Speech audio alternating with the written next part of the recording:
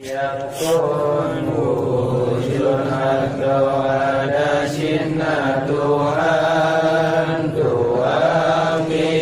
dan silam kanakan biletan Ulepa berangkajan hadakan Dikun awal silam kana hingga akhir Fatuhu lil hawadis temakepur Anasaban pogetanyongan penejur Yang selimang diamuhu binafsihi Anahajan ke tempat dan mukhasisi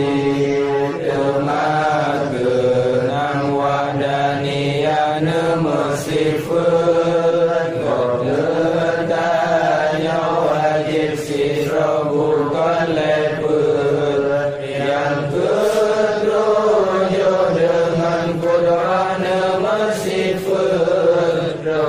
Ramalamnya kuasa tanpanya kejut Mengira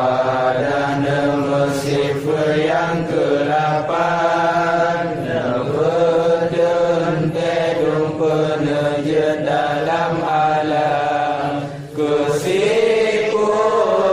nama sifat oleh Tuhan Sifat ilmu yang berpuasa alam Yang kesipul nama sifat dengan hayat Udib sampai akhir hana batas Dengan sama nama sifat yang ke-11 Dengan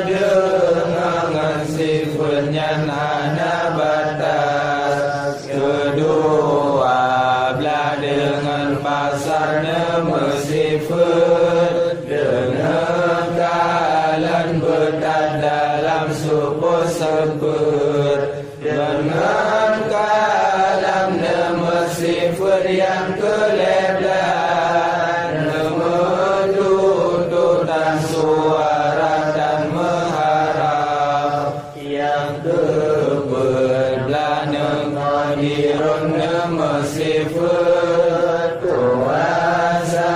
tandung alamnya Allah pejut Sifat muridun kelimang dapat hisab Nebudun tajujun mungkin hana silap Yang ke-16 nama sifat dengan alim Beranggap pusinna tepuk bertataim Tujuh-jumlah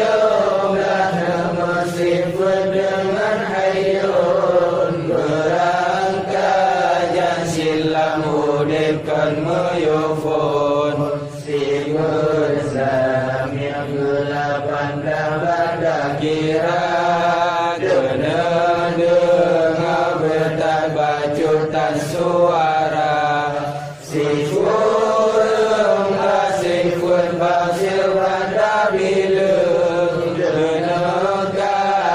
bertasidam dalam nalung Moda kaliman nama sifat kedua